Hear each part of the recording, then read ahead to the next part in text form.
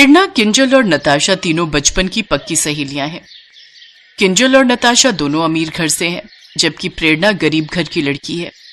प्रेरणा की मां अक्सर बीमार रहती थी और उसके पिता सिक्योरिटी गार्ड की नौकरी करते हैं, जिससे महज उन्हें 10,000 रुपए महीने ही मिलते थे और उसी में उनको अपना घर खर्च चलाना होता था।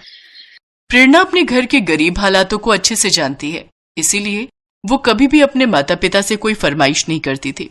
इसीलिए प्रेरणा की दोनों सहेलियां अक्सर उसकी मदद करती थी।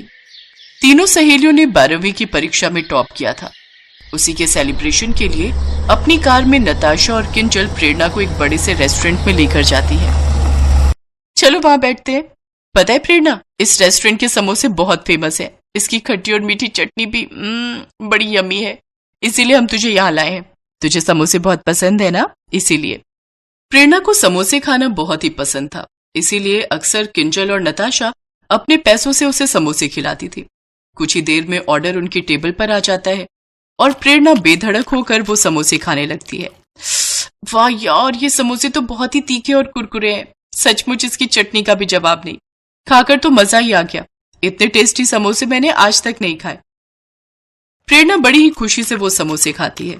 नताशा और किंजल उसके लिए और समोसे मंगवाती है, जिन्हें प्रेरणा पल भर में चट कर जाती है। प्रेरणा को इस तरह समोसे खाते देख उसी रेस्टोरेंट में बैठी एक अमीर घमंडी लड़की अपने दोस्तों से कहती है, लुक दिस गर्ल, ये लड़की कैसे भुक्कड़ भिखारियों की तरह जल्दी जल्दी समोसे खा रही है। लगता है आज से पहले इसने कभी समोसे खाए ही नहीं। ये गरीब ना ऐसे ही होते हैं, अमीर लड़कियों से दोस्ती करके उनके पैसों पर ऐश करती हैं।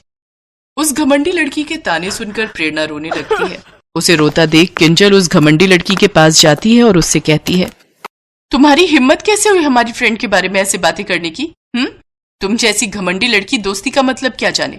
दोस्ती पैसे देखकर नहीं होती, बल्कि दिल देखकर होती है। चलो प्रेरणा यहाँ से। नताशा और किंजल का दिल बहुत बड़ा होता है। साथ मिलकर समोसे खाना उन तीनों सहेलियों के लिए सबसे बड़ी खुशी का पल हुआ करता है। ऐसे ही कुछ समय बीत जाता है, फिर तीनों सहेलियों के लिए रिश्ते आने लगते हैं।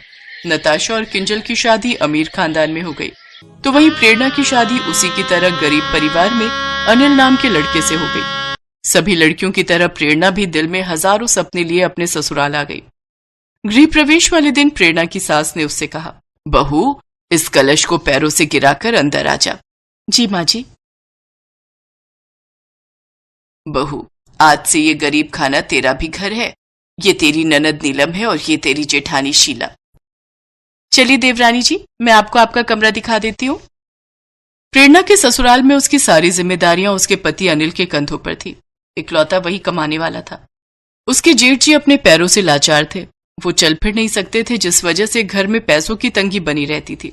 इसीलिए अपनी ख्वाहिश को मारकर प्रेरणा ने खुद को अपने गरीब ससुराल में ढाल लिया। माँ जी, रसोई में एक भी सब्जी नहीं है, तो फिर खाने में क्या बनाऊं?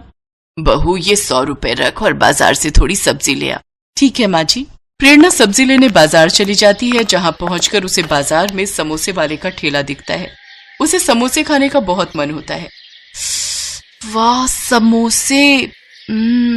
समोसे खाने का बहुत मन कर रहा है, लेकिन मेरे पास तो ये 100 रुपए ही है, जिसकी मुझे हफ्ते भर की सब्जी लेनी है।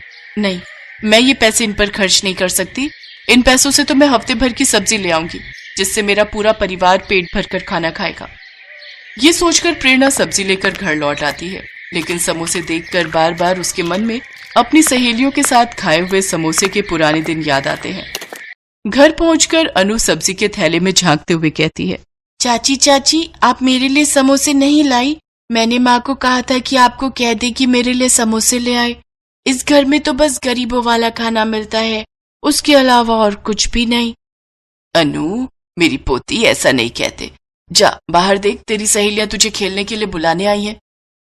अक्सर प्रेरणा जब भी बाजार जाती तो उसका समोसे खाने का बहुत मन करता, लेकिन वो अक्सर अपना मन मार कर रह जाती। एक रोज नताशा और किंजल प्रेरणा से मिलने उसके ससुराल आती हैं। किंजल, आज प्रेरणा में देखकर कितनी खुश होगी ना। वो देख, शायद यही उसका ससुराल है। चल अंदर चलते हैं।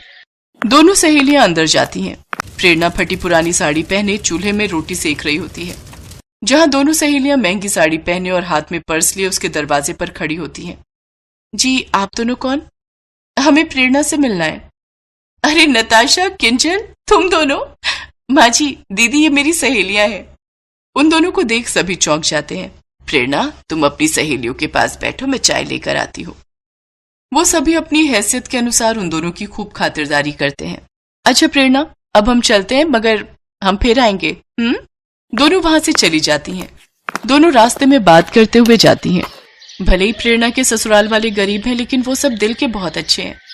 सही कहा, लेकिन मैं अक्सर सोचती थी कि प्रेरणा की शादी किसी अच्छे घर में हो, जहां उसे समोसे खाने के लिए तरसना नहीं पड़ेगा। लेकिन तूने देखा ना, शादी के बाद भी प्रेरणा को रूखा सूखा ही खाना पड़ रहा है। अरे ये भी कोई जिंदगी है? उसने शादी से पहले भी गरीबी देखी और अब शादी के बाद भी उसे समोसे खाने के लिए भी तरसना पड़ रहा है। क्यों ना हम समोसे लेकर उसके ससुराल चले, वो बहुत खुश होगी। तूने बिल्कुल सही कहा। 3 दिन बाद वो दोनों बहुत सारे समोसे लेकर प्रेरणा के घर आती हैं। तुम दोनों, और ये इतना सब तुम क्या लाई हो? इसमें हमारी प्यारी सहेली के मनपसंद समोसे हैं। सचमुच वो भी क्या दिन थे ना प्रेरणा। चलो आज हम फिर से वही दिन जीते हैं। उनकी बातें सुनकर प्रेरणा की आंखों में आंसू आ जाते हैं। आज फिर तुम दोनों ने मिलकर मुझे बहुत बड़ी खुशी दी है। तुम दोनों सच में बहुत अच्छी हो। एक खुशी अभी और बाकी है। ये ले, ये पैसे तू रख ले और अपना खुद का काम स्टार्ट कर। वैसे भी तू बहुत अच्छा खाना बनाती है। हाँ, और हमें पूरा विश्वास है तुम बहुत अच्छा काम कर सकती हो। प्रेरणा बहुत खुश होती है। अपनी सहेलियों का उस पर यह विश्वास देखकर वो खुद का समोसे का काम शुरू कर देती है। उसके समोसों का जादू सब पर चल जाता है और कुछ ही समय में उसके घर के हालात बहुत सुधर जाते हैं। अब नताशा और किंजल भी अक्सर प्रेरणा से मिलने और उसके हाथ के समोसे खाने उसकी दुकान पर आती रहती थी।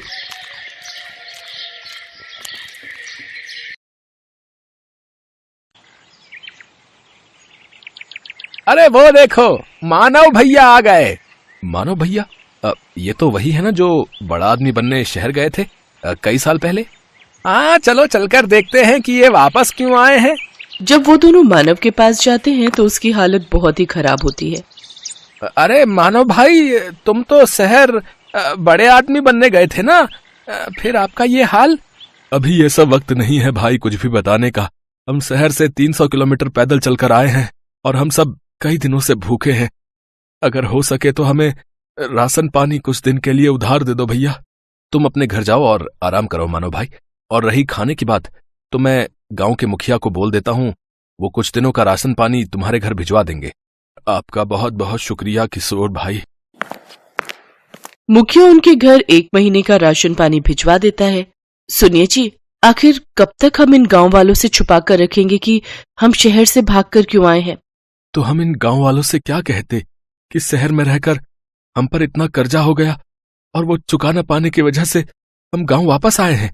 फिर तो ये हमें जो राशन पानी मिला है वो भी नहीं मिलता। ये तो आप ठीक कह रहे हैं जी। देखो रमा, जो किस्मत में लिखा है उसे कोई नहीं टाल सकता। चलो अब सो जाओ, रात बहुत हो गई है। मैं कल ही मुखिया से मिलकर काम की कोई बात करता हूँ। अगले दिन मानव मुखिया से मिलता है और अपने बेरोजगार होने की समस्या बताता है। देखो मानव, तुम इस गांव के बेटे हो और अब तुम इसी गांव में रहकर अपना कोई काम शुरू करो। आपने बिल्कुल सही कहा मुखिया जी। वैसे मैं शहर में सारा दिन ऑटो रिक्शा चलाता था और शाम को रमा और मैं पानी पूरी का ठेला लगाते थे। तो मैं सोच रहा हूँ कि क्यों ना मैं इस गांव में भी पानी पूरी बनाकर बेचूं। हाँ हाँ, ये तो बहुत ही अच्छा ख्याल है। वैसे भी अपने गांव में एक भी पानी पूरी वाला नहीं है। अपना खेत गिरवी रखकर मानव और रमा ने पानीपुरी का ठेला खोल लिया। वो ठेला लगाकर बैठे थे, तभी वहाँ उसका बचपन का दोस्त विनोद आ गया, जो कि एक गांव से दूसरे गांव तक ऑटो चलाता था। अरे वाह, आज मेरा दोस्त नए काम की शुरुआत कर रहा है, लेकिन तेरे चेहरे पर इतनी उदासी क्यों है? क्या बताऊं यार, ठेला लगाए पूरे 2 घंटे हो गए लेकिन अभी भी एक भी बोनी नहीं हुई। अच्छा बता, कितने की प्लेट दे रहा है तू इन गोलगप्पों की? भैया 10 रुपए के 5 गोलगप्पे हैं बस। अच्छा भाभी, फिर तो मेरे लिए 1 प्लेट लगा दीजिए। मानव उसको गोलगप्पे बनाकर खिलाने लगा। उनको चखते ही विनोद ने कहा, अरे वाह, ये तो सचमुच किसी अमृत समान है। कुछ ही दिनों में उनका पानीपुरी का काम बहुत अच्छे से चलने लगता है। एक दिन मुखिया जी उसके ठेले पर आते हैं। मानव, मैं तुमसे एक बात कहना चाहता हूँ। जी कहिए मुखिया जी। मानव, तुम्हारी पानीपुरी आसपास के गांव में भी बहुत प्रसिद्ध है। मैं चाहता हूँ कि तुम ढेर सारी पानीपुरी बनाओ और गांव के और आसपास के गांव वालों को भी ये पानीपुरी खिलाओ और आने वाले चुनाव में मेरे नाम का प्रचार करो। क्यों नहीं मुखिया जी, आपने मेरी मदद उस वक्त की थी जब मैं खाली हाथ इस गांव से लौटा था। तो भला मैं आपको इनकार कैसे कर सकता हूँ। मैं आपकी मदद जरूर करूंगा। बहुत बहुत धन्यवाद मानव बेटा। अच्छा अब मैं चलता हूँ। हैं आपने हाँ तो कर दीजिए, लेकिन अब हम इतनी सारी पानीपुरी बनाएंगे कैसे? हमारे पास सामान के लिए इतने पैसे कहाँ से आएंगे? अब हमें अपने गिरवी रखे खेत को बेचना होगा। ये आप कैसी बातें कर रहे हैं जी? अगर अच्छी कमाई हो गई तो फिर हम उस कमाई से नया खेत ले लेंगे, लेकिन मैंने मुखिया को जुबान दी है और अब मैं अपनी बात से पीछे नहीं हट सकता। और इस तरह मानव ने अपनी जमीन भी बेच दी। क्या बकवास कर रहे हो मानव? आखिर हमारे बीच पैसों की बात कहाँ हुई थी? मजाक मत कीजिए मुखिया जी, मैंने अपना खेत भी बेच दिया है। ऐसे तो मैं बर्बाद हो जाऊंगा। चुपचाप जाता है या धक्के मारकर निकालूं यहाँ से? दुखी होकर मानव घर पहुंचता है और रमा को सारी बात बताता है। अब तो हम लोग भूखे मर जाएंगे जी, जो बचा कुचा था वो भी हमने बेच दिया। मानव और मुखिया के झगड़े का पता सारे गांव में लग जाता है और अब कोई भी मानव के ठेले पर पानीपुरी खाने नहीं आता। एक रोज विनोद मानव के घर आता है और कहता है, मानो मैं कुछ दिनों के लिए किसी काम से शहर जा रहा हूँ, तब तक मैं अपना ये ऑटो रिक्शा यहीं छोड़कर जा रहा हूँ। इस गांव में इकलौते तुम ही हो जो ऑटो चलाना जानते हो।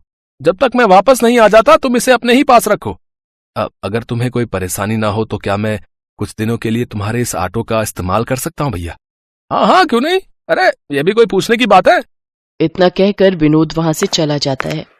सुनिए जी, मुखिया जी ने जो ढेर सारी पानीपुरी बनवाई थी, क्यों ना हम उन पानीपुरियों को ऑटो में ले जाकर आसपास के गांव में बेचें।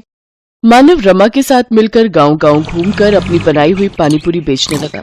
देखते ही देखते वो दोनों ऑटो रिक्शा पानीपुरी वाले नाम से फेमस हो गए। आज मैं बहुत खुश हूँ। हमेशा से कर्जे से भागते आया हूँ, लेकिन आज तो ऐसा लग रहा है मानो मैं दुनिया जीत चुका हूँ। कुछ दिन बाद विनोद एक नया ऑटो लेकर गांव पहुंचा। अरे वाह विनोद, नया ऑटो? लेकिन तेरे पास तो पहले से ही ऑटो है ना, फिर ये किस लिए? अरे वो ऑटो अब पुराना हो चुका है यार, और मैं उसे बेचने की भी सोच रहा हूँ। मैं अब एक गांव से दूसरे गांव की सवारियां छोड़ने की बजाय गांव से शहर तक की सवारियों को छोड़ूंगा। अगर आप बुरा ना मानो विनोद भाई, तो क्या ये ऑटो हमें बेच सकते हो? अरे ये भी कोई पूछने की बात है? आज से ये ऑटो आपका हुआ है। तेरी बड़ी मेहरबानी मेरे दोस्त। ये ले, ये तेरे ऑटो रिक्शा के पैसे पकड़। रमा और मानव तो ऑटो पाकर बहुत खुश थे। अब वो दोनों सारा दिन एक गांव से दूसरे गांव घूम घूम कर पानीपुरी बेचा करते थे और लोग बड़ी आस लगाकर उनकी पानीपुरी के इंतजार में बैठा करते थे। उनका व्यापार अब बहुत अच्छा चलने लगा और उन्हें अच्छी आमदनी होने लगी।